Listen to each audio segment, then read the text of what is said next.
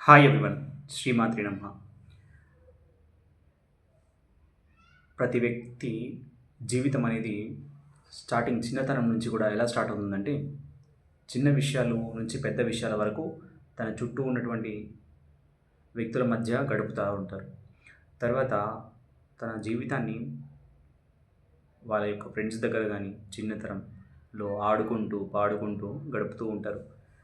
తర్వాత తను ఎదిగే కొద్దీ మనుషులు కొద్దిమంది తిరుగుతూ ఉంటారు చుట్టూ.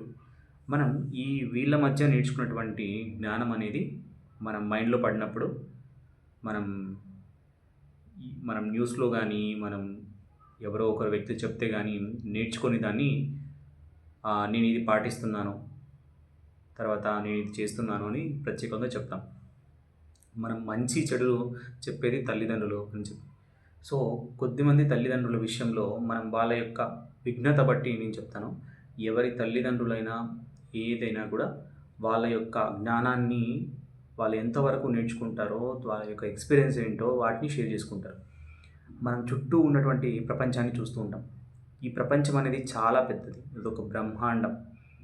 ఈ బ్రహ్మాండాలకి ఒక బ్రహ్మాండానికి, ఈ బ్రహ్మాండాలన్నిటికీ కూడా ఒక మహారాణి అనమాట. శ్రీమత్ సింహాసనేశ్వరి. ఓకే. సో, ఆ లలితాదేవి గురించి నేను చెప్పాలి అంటే, ఇది మనం కరెక్ట్‌గా ఒక మంత్రశాస్త్రంలోను, తంత్రశాస్త్రంలోను ప్రతి ఒక్కటి కూడా ఆ యొక్క వాగ్దేవతలు రచించినటువంటి లలితా సహస్రనామం అనేది చాలా బాగా ఉపయోగపడుతుంది. ఈ వ్యక్తిగతంగా ఎక్కువ మంది ఆలోచిస్తుంటారు. ఎందుకు ఈ స్తోత్రాలు చదవాలి? మన కర్మ అనేది మనం ఎప్పుడో చేసుకొని మనం ఇక్కడికి మనిషి జీవితంలోకి వస్తాం. వచ్చిన తర్వాత మన యొక్క కర్మ అనుసారం మాత్రం పూర్తిగా ఈ యొక్క పనులనేవి జరుగుతూ ఉంటాయి. ఈ వ్యక్తులందరూ కూడా మనతో కలుస్తూ ఉంటారు. మన చుట్టూ కలుస్తూ ఉంటారు. చాలామంది అంటుంటారు రుణానుబంధం అని చెప్పి అంటుంటారు. ఈ రుణానుబంధం అనేది ప్రతి ఒక్కరికి ఒకరితో ఉంటది. మనం ఫేస్‌బుక్‌లో చూసినా, మనం యూట్యూబ్‌లో చూసినా, మనం వాట్సాప్‌లో చూసినా ఏదైనా కూడా ఒక రుణానుబంధం లాంటిది ఈ జీవితం. మనం ఎంతవరకు మనం పాజిటివ్ వేలో ఆలోచిస్తే మనం ఎక్కువగా ఈ ఎక్స్‌పీరియన్స్‌ని గ్రహించొచ్చు. మనం ఒక నెగెటివ్ వైపులో చూసినామనుకోండి, మనకు ఒక వే ఆఫ్ డెసిషన్ మేకింగ్ అనేది తెలుస్తుంది. ప్రతి ఒక్కరిలో గూడా అన్నీ ఉంటాయి. మంచి ఉంటది, చెడు ఉంటది. కానీ దాన్ని పాటించడానికి చాలామంది ఇబ్బంది పడుతూ ఉంటారు. ఇప్పుడు చూడండి, ఆలోచిస్తూ ఉండండి. చాలామంది ఎంతోమంది గూడా రూ. 1,00,000 రావటం లేదు. 5,000, 15,000 వస్తుంది, 20,000 వస్తుంది అని చెప్పి ఆ యొక్క మనిషిని పక్కకు తీసి పడేస్తూ ఉంటారు. జీవితంలో ఎంత సంపాదించామనేది మనకు కొంత ఎత్తైతే, మనం ఉపయోగించడానికి మన యొక్క శక్తి ఎంతైతే ఉపయోగిస్తున్నామో మనం ఒక పని మీద, ఆ పనికి వచ్చే వేతనాన్ని మనం గురించి మాట్లాడుతున్నాం. మనం ఈ యొక్క పనిని ఇంకా ఎక్కువ మందికి స్ప్రెడ్ చేశామనుకోండి, ఆ పని యొక్క విలువ అనేది పెరుగుతుంది. దాన్ని బట్టి మన యొక్క విలువ కూడా పెరుగుతుందనమాట. మనం ఎప్పుడూ గూడా ఎవరైనా ఏమైనా అన్నారు అంటే దాన్ని మనం సరైన వేలో తీసుకోవడం మంచిది. ఈ యొక్క మంత్రశాస్త్రం ఏంటంటే ప్రతి ఒక్కరు గూడా ప్రెజెంట్ జాబ్ చేసినా, చేయకపోయినా, తర్వాత ఈ ఉద్యోగం రీత్యా చదివినా, చదవకపోయినా లోక జ్ఞానం అనేది ప్రతి ఒక్కరికి ఉంటది. ఇది చుట్టుపక్కల ఉన్న వాళ్ళ దగ్గర నుంచి తెలుసుకుంటూ ఉంటారు. మనం చూస్తూ ఉంటాం గదా! ఎంతోమంది గూడా ప్రజలు ఈ యొక్క ఆత్మహత్య చేసుకోవడము, తర్వాత ఈ వ్యక్తుల్ని దూషించడం, తర్వాత ఆ వ్యక్తుల్ని అదే పనిగా వెళ్ళి ఇలా చేస్తూ ఉంటారు. ప్రతి ఒక్కరికి కర్మ అనేది ఉంటదనమాట. ఆ యొక్క కర్మ అనుసారము తను అలా ప్రవర్తిస్తాడు. వాళ్ళ యొక్క ఆలోచన అనేది నెగెటివ్ ఆలోచనలు ఎక్కువగా వెళ్ళిపోయినప్పుడు ఏంటంటే, ఈ యొక్క విషయాలనేవి జరుగుతాయి. ఇది ఒకటే రోజు జరిగేది ప్రాసెస్ కాదనమాట. మనం ఎప్పుడైనా మంత్రశాస్త్రం గురించి మాట్లాడితే మనలో ఉన్నటువంటి ఆరా అనొచ్చు. మనలో ఉన్నటువంటి ఈ యొక్క 5 పంచ కోశాలని అనొచ్చు. సో, ఇందులో మనకు మెయిన్‌గా మనోమయ కోశం అనేది ఉంటదనమాట. ఈ మనోమయ కోశం అనేది మనసుకు సంబంధించింది.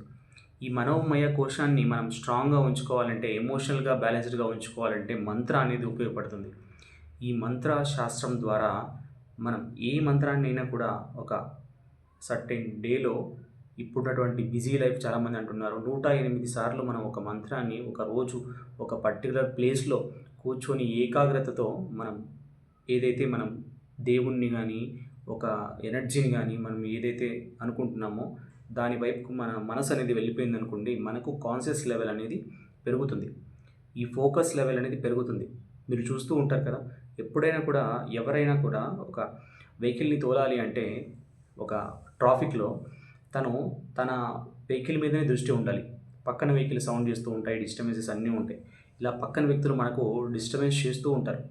మన యొక్క ఏకాగ్రత అనేది ఎప్పుడైతే మనం మంత్రం మీద పెడతామో, ఆ మంత్ర శక్తి అనేది మనము ఎక్స్‌పీరియన్స్ అనేది చేస్తాం. ఆ ఎక్స్‌పీరియన్స్ ఎలా ఉంటది అంటే, మనం ఏకాగ్రత మొత్తం దాని మీద పెట్టినప్పుడు, మన ఆలోచన అనేది ఆ టైంకి ఆగిపోతుంది. ఆ టైంలో మనం ఏ ఆలోచన చేయము. మనం మంత్రాన్ని గురించి అర్థం చేసుకొని, ఆ మంత్రాకి ప్రతి ఒక్క మంత్రానికి అధిదేవత ఉంటారనమాట. ఈ యొక్క మంత్రానికి కూడా ఓం భూర్భువస్సువః తస్సవితుర్వరేణ్యం భర్గో దేవస్య ధీమహి ధియో యో న ప్రచోదయాత్. గాయత్రి మంత్రాల్లో అధిదేవతలు ఉంటారు. ప్రతి ఒక్క వర్డ్‌లోనూ అధిదేవత ఉంటారు. ప్రతి ఒక్క లెటర్‌లోనూ అధిదేవత ఉంటారు. ఓకే. ఈ యొక్క మంత్ర చాంటింగ్ అనేది ఎంతో విలువైంది. మనం చాలామంది మిస్టేక్స్ చదువుతూ ఉంటారు. మిస్టేక్స్ చదవడం వల్ల కొన్ని విధాలుగా మనకు నెగెటివ్ అనేది అని అనుకుంటూ ఉంటారు. మనం గురువుత ముఖః అంటే గురువుని మనం దగ్గర నుంచి తీసుకునే మంత్రాలు ఏంటంటే, అవి మనల్ని ముందుకు నడిపిస్తాయి. దాంతో పాటు గురువుని మనం వెతుక్కోవడానికి గురు చరిత్ర అనేది ఒక గ్రంథం ఉందనమాట. ఆ గురు చరిత్ర గ్రంథాన్ని మనం పారాయణం చేయొచ్చు. ప్రతి గురువారం కూడా గురు చరిత్ర గ్రంథం చూసి, మనకు టైం ఉంటే ఒక రోజు మొత్తం లేదంటే సప్తాహ పారాయణం అలాగా చేసుకొని గురు చరిత్రని కంప్లీట్‌గా మనం చదవచ్చు. ఈ గురు చరిత్ర ద్వారా మనకు ముఖ్యంగా గురువు యొక్క ఆహ్, గురువుని మనం వెల్కమ్ చేస్తాం మన లైఫ్‌లోకి. ఈ అజ్ఞానాన్ని గురించి గానీ, బయటి ప్రపంచాల్లో ఈ ప్రపంచం అనేది ఎలా ఏర్పడింది? ఈ ప్రపంచం ఎలా ఉంది? గురువు అనేవాళ్ళు ఏం చేస్తారో, గురువు యొక్క క్వాలిటీస్ ఏంటి? ఒక వ్యక్తిగా మనం ఎలా ఉండాలి? ఎలా జీవించాలి? ఇవన్నీ కూడా గురు చరిత్రలో ఉంటాయన్నమాట. ఇది చాలా వరకు చూసే వాళ్ళకేంటంటే, ఏంటి ఇలా చేస్తున్నారు అనే క్వెషన్ మార్క్ అనేది రావచ్చు. ఇది ఏదైనా సరే మనం బిలీవ్ అనేది చేయాలి. మన యొక్క బిలీవ్‌నెస్ మనం ఎక్కువగా కష్టాల్లో ఉన్నారు. చాలామంది ఆ కష్టాలను ఎదుర్కోవడానికి దేవుని దగ్గరికెళ్తారు. తప్పేంటి చెప్పండి? మన యొక్క కష్టాల్ని చెప్పుకోవడానికే కదా దేవుడు ఉండేది. ఎవరైనా కూడా దేవుడిని ఏం కోరుకోకూడదంటారు. దేవుడిని మనం కోరుకోవాలి. కోరుకోవాలి. అది మన కోసం కొద్దిమంది కోరుకోవచ్చు. లేదు అనంటే మనతో పాటు ఎదుటి వ్యక్తుల్ని కూడా గురించి కూడా కోరుకోవచ్చు. మనం నిమిత్త మాత్రం అంటే మనం మన దగ్గర నుంచి ఎనర్జీ అనేది మనం ఒక శక్తి నుంచి తెచ్చుకుంటే తప్ప మనం ఎక్కువగా ఒక పనిని సాధించడానికి శక్తి లేదనమాట. ప్రెజెంట్ ఉన్నటువంటి సమయంలో, ఈ యొక్క యుగంలో. కాబట్టి ఏదైనా కూడా మీరు ఒక సంస్థకెళ్ళండి.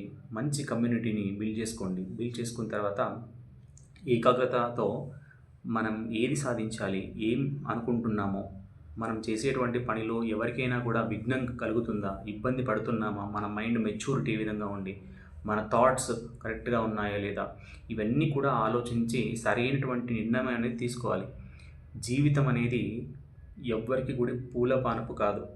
ప్రతి ఒక్కరు కూడా అనుభవించాలి. అనుభవిస్తూ ఉంటారు కానీ మీకు చెప్పరు. ఈ అనుభవం అనేది వ్యక్తిగతంగా బయటపడదు.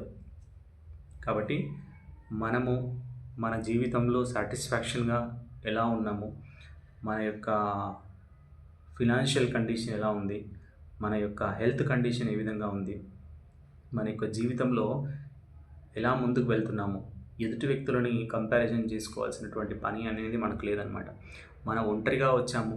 మన జీవితంలో మనం ఏదైతే చేయాలనుకుంటున్నామో, మన యొక్క క్రమశిక్షణతో మనం మన చుట్టూ ఉన్నటువంటి మన ఫ్యామిలీని గానీ, మన యొక్క చుట్టూ ఉన్నటువంటి వ్యక్తులని మనం ఆలోచిస్తూ, గమనిస్తూ, సరైనటువంటి నిర్ణయాలు తీసుకుంటూ, జీవితంలో మోసపోకుండా పూర్తిగా ఈ యొక్క ఎనర్జీ అనేది పూర్తిగా మనం తెచ్చుకుంటూ మన లైఫ్‌ని ముందుకు తీసుకెళ్ళడానికి ఈ యొక్క మంత్రశక్తి అనేది ఉపయోగపడుతుంది. కాబట్టి ఈ యొక్క మంత్రశక్తిని నేను ఒకటే కాదు చాలామంది అనుభవంలో పొందారనమాట. వాళ్ళు చెప్పినటువంటిది నేను కూడా ఎక్స్‌పీరియన్స్ చేశాను కాబట్టి చెప్తున్నాను. Thank you so much for commenting Om Mantra. So ఇది మీకోసమే. So welcome to the journey of finding your guru. So Guru Charitra తర్వాత లలితా సహస్రనామంని మీ లైఫ్లో ఉపయోగించుకోండి. జీవితంలో శక్తిని, నాలెడ్జ్ని పొంది మీరు కూడా ఎంతో స్ట్రాంగ్గా అవుతారని చెప్పి కోరుకుంటున్నాను. ధన్యవాదాలు. Thank you.